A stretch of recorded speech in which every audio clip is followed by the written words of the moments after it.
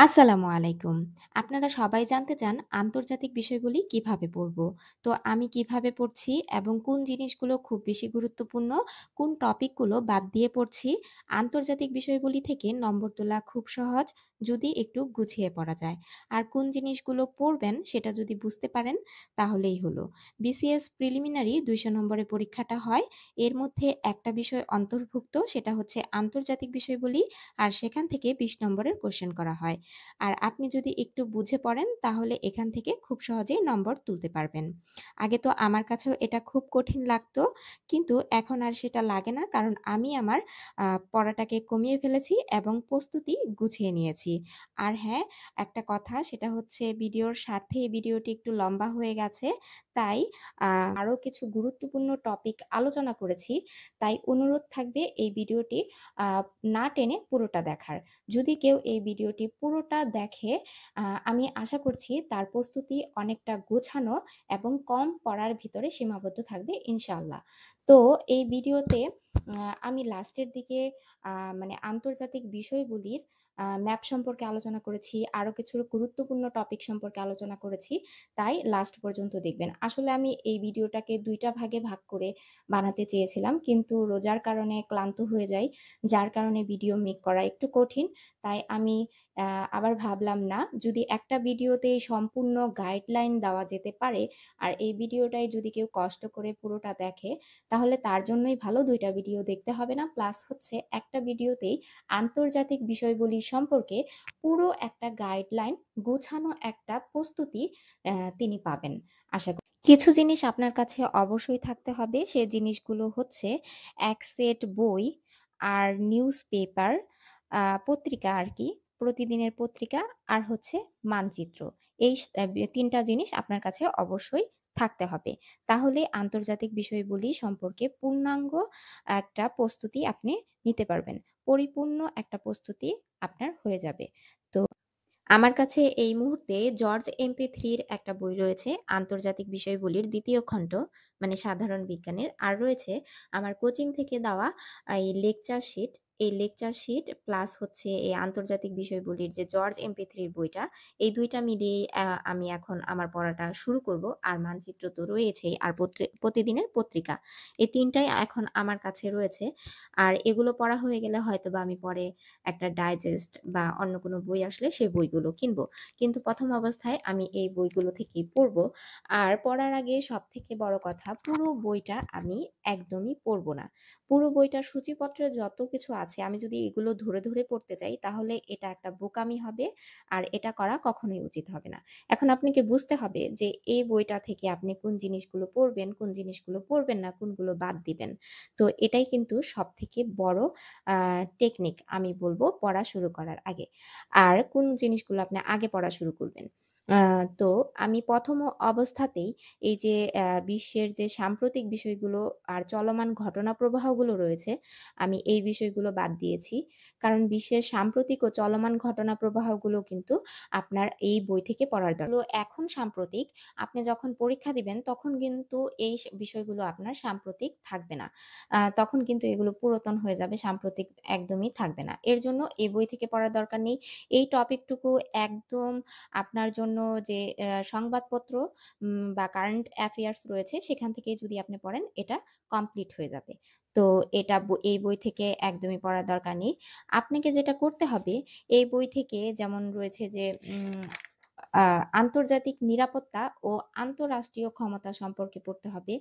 তারপরে রয়েছে ১ম বিশ্বযুদ্ধ, ২য় বিশ্বযুদ্ধ, তারপরে আন্তর্জাতিক সংস্থাগুলো। এগুলো কিন্তু খুবই গুরুত্বপূর্ণ বিষয়। আন্তর্জাতিক সংস্থা মানে জাতিসংঘ, জাতিপুঞ্জ, এগুলো সম্পর্কে আপনার ধারণা রাখতে হবে। এগুলো সম্পর্কে আপনার খুব গুরুত্বের সাথে পড়তে হবে। তো আমি যেটা শুরু করছি, আমি যেটা করতে চাচ্ছি সেটা হচ্ছে ১ম অবস্থাতে আমি যে জিনিসগুলো বাদ দিচ্ছি সেগুলো আরেকটু দেখাই। সেটাতে এই যে যেমন রয়েছে যে আ খেলাধুলার বিষয়গুলো রয়েছে। তারপরে উম আপনার সংস্কৃতি ও শিল্পকলা, এই এটা আমি বাদ দিয়েছি। এটা আমি একদমই এখন পড়ব না। তারপর রয়েছে ধর্ম। ধর্ম সম্পর্কে আমরা কম বেশি সবাই জানি। তো ধর্ম সম্পর্কেও এখন আমি এই বই থেকে এখন পড়ব না। তারপর রয়েছে খেলাধুলা। খেলাধুলা বিষয়টাও কিন্তু আমি বাদ দিয়েছি। কারণ খেলাধুলা কিন্তু প্রশ্নটা কিন্তু একদম রিসেন্ট থেকে আসে। একদম সাম্প্রতিক বিষয়গুলো থেকে কিন্তু খেলাধুলার প্রশ্নটা করা হয়। তো এই বই থেকে এখন আমি এর জন্যই এই বিষয়গুলো একদম বাদ দিয়েছি। গণমাধ্যম বাদ দিয়েছি। সামাজিক সমস্যাগুলো বাদ দিয়েছি। এই জিনিসগুলো কিন্তু আমি একদম বাদ দিয়েছি। এগুলো কিন্তু এখন আমি এই বই থেকে পড়ব না। তো আমি পড়ব কোনগুলো? আমি যদি পড়ি তাহলে আমি পড়ব যেমন আন্তর্জাতিক পরিবেশ ইস্যু, আন্তর্জাতিক পরিবেশ ইস্যু ও কূটনীতি। এই জিনিসগুলো আমাকে পড়তে হবে। এটা কিন্তু খুবই গুরুত্বপূর্ণ একটা টপিক। আন্তর্জাতিক পরিবেশ গত ইস্যু এবং কূটনীতি এটা খুবই গুরুত্বপূর্ণ একটা টপিক। তার সাথে রয়েছে আন্তর্জাতিক সংগঠনসমূহ, বৈশ্বিক অর্থনৈতিক প্রতিষ্ঠানসমূহ। এটাও কিন্তু খুবই গুরুত্বপূর্ণ। আপনাকে এই জিনিসগুলো পড়তে হবে। অর্থনীতি, বাণিজ্য, তারপরে বিভিন্ন সংস্থা এইগুলো কিন্তু বাদ দেওয়া যাবে না। এগুলো পড়তে হবে, দিবস পড়তে হবে, দশক পড়তে হবে, এগুলো পড়তে হবে। এগুলো বাদ দেওয়া যাবে না। যে জিনিসগুলো বাদ দেওয়ার মতো সেগুলো কিন্তু আমরা ১ম এই বাদ দিয়ে দিয়েছি। তো এই যে এই, এই জিনিসটা পড়তে হবে। আর সবার ১ম এ যদি আপনি শুরু করতে চান যে আমি মানে কোথা থেকে সবার ১ম এ শুরু করব। তো আমি বলব সবার ১ম এ আপনারা শুরু করতে পারেন আন্তর্জাতিক নিরাপত্তা ও আন্তঃরাষ্ট্রীয় ক্ষমতা সম্পর্কে। এই বিষয়গুলো দিয়ে শুরু করতে পারেন। সংস্কৃতি সভ্যতা সম্পর্কে পড়তে পারেন। প্রাচীন মিশরীয় সভ্যতা, তারপরে হচ্ছে সুমেরীয় সভ্যতা, সিন্ধু সভ্যতা, ফিনিশ সভ্যতা। এই সভ্যতাগুলো সম্পর্কে আপনি একটু ধারণা নিলেন। ধারণা না এগুলো ভালো করেই পড়তে হবে। তারপরে রয়েছে যেমন ১ম বিশ্বযুদ্ধ, ২য় বিশ্বযুদ্ধ, এই যুদ্ধ সম্পর্কে আপনার পড়তে হবে। তো মোট কথা আপনার মানে ইতিহাসে যা হয়েছে সেই বিষয়গুলো পড়তে হবে। আ মানে এগুলো বাদ দেওয়া যাবে না। তবে অনেক দেশের যেমন মুদ্রা রয়েছে, অনেক দেশের মানে রাজধানীর কি নাম, আম এই জিনিসগুলো আপাতত বাদ দিয়ে পড়তে পারেন। কারণ আ এগুলো কিন্তু এখন মানে এটাও কিন্তু সাম্প্রতিক যেমন হয় না যে আপনি যখন পরীক্ষা দিবেন তার ১-২ মাস আগে যদি কোথাও যুদ্ধ হয় বা ওই দেশ সম্পর্কে যদি বেশি একটা টপিক নিয়ে আলোচনা হয়, ওই জিনিসটা সম্পর্কে যদি মানে ভাইরাল ইস্যু গুলো মানে সাম্প্রতিক বিষয়গুলো ওই দেশ সম্পর্কে যদি তখন বেশি একটা মানে শোনা যায়, তখন আপনি ওই দেশ সম্পর্কে জানতে পারেন। ওই দেশের মানচিত্র, ওই দেশের আ মানে মুদ্রা, ওই দেশের রাজধানী, ওই দেশের কোথায় কি আছে সেটা আপনি পড়ে যাবেন। সে সম্পর্কে জেনে যাবেন। তাহলে তখন এর জন্য রেখে দিবেন মুদ্রা, দেশের রাজধানী এগুলো। আর এখন আপাতত এগুলো পড়ার দরকার নেই। আপনি ১ম এই আন্তর্জাতিকের যে আন্তঃরাষ্ট্রীয় ক্ষমতা সম্পর্কে পড়বেন, যুদ্ধ সম্পর্কে পড়বেন, জাতিসংঘ এবং আন্তর্জাতিক সংস্থা সম্পর্কে পড়বেন। এগুলো খুবই ইম্পোর্টেন্ট। এগুলো দিয়ে পড়াটা শুরু করতে পারেন।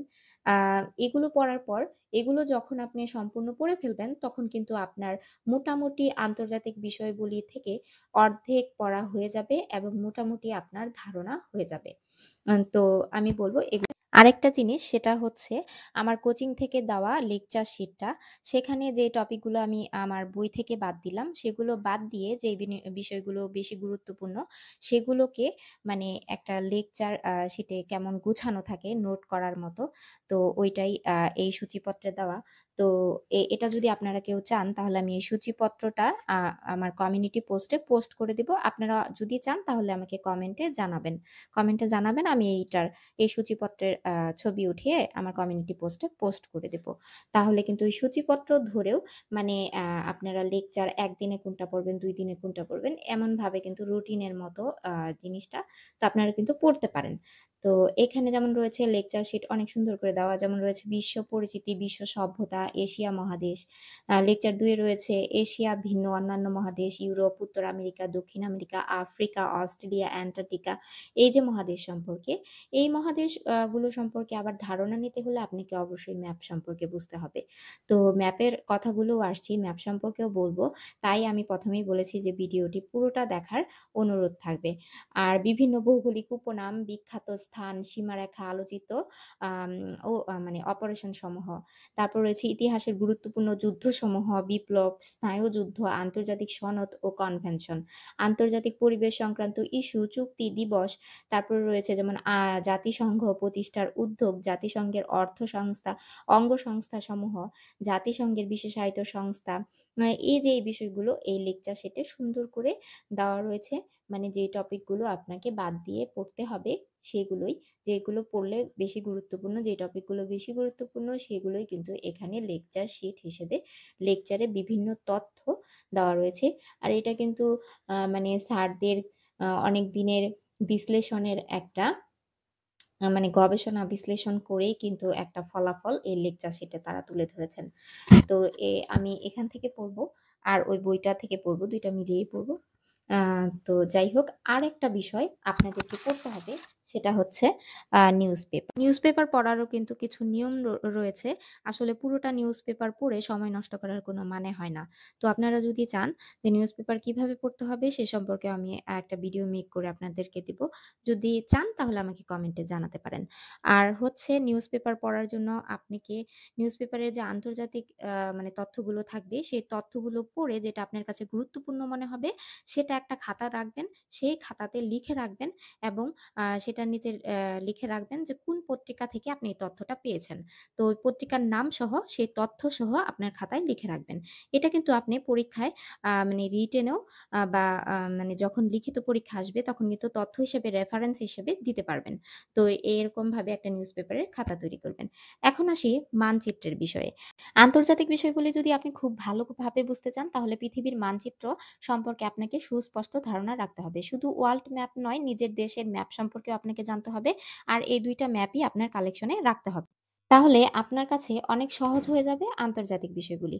যেমন মানচিত্র থেকে সরাসরি কোয়েশ্চেন করা হয়েছিল। উদাহরণ হিসেবে যদি আমরা দেখি তাহলে ৪৪তম বিসিএস এ একটা কোয়েশ্চেন করা হয়েছিল। আ কোয়েশ্চেন করা হয়েছিল। সেখানে কোয়েশ্চেনটা ছিল এরকম যে, কোন দেশটি ভেনেজুয়েলার প্রতিবেশী রাষ্ট্র নয়?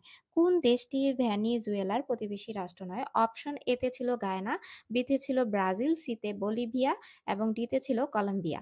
তো আমরা যদি মানচিত্র সম্পর্কে একটু ধারণা রাখি তাহলেই কিন্তু আমরা স্পষ্টভাবে এই উত্তরটা দিতে পারি। ব্রাজিল থেকে একটু উপরের দিকে একটি দেশ রয়েছে, নাম হচ্ছে ভেনেজুয়েলা, বাম পাশে কলম্বিয়া, ডানে হচ্ছে গায়ানা। তো এখান থেকেই বোঝা যাচ্ছে যে ব্রাজিলের প্রতিবেশী দেশ হচ্ছে বলিভিয়া। বাট বলিভিয়া কিন্তু ভেনেজুয়েলার প্রতিবেশী দেশ নয়। তো এখান থেকেই বোঝা যাচ্ছে যে মানচিত্র থেকে সরাসরি বিসিএস এর প্রশ্ন চলে আসে। তো এখন যদি একটু মানচিত্রের ইতিহাস সম্পর্কে আমরা জানি যে ১ম মানচিত্র কে এঁকেছিলেন? তো ১ম মানচিত্র এঁকেছিলেন তিনি ছিলেন একজন গ্রিক দার্শনিক। তার নাম ছিল অ্যানাক্সিমান্ডার। তিনি সর্বপ্রথম একটা মানচিত্র এঁকেছিলেন। তার কাছে মনে হয়েছিল মানে তার কল্পনাতে ছিল পৃথিবী হচ্ছে একটা গ্যাস সিলিন্ডারের মতো। গ্যাস সিলিন্ডারের উপরের অংশে আমরা থাকি। এটা হচ্ছে আ সেই মানচিত্রটা।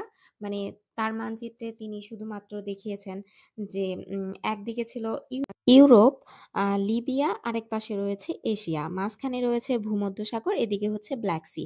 তো এটা হচ্ছে মানে একটা স্বীকৃত মানচিত্র।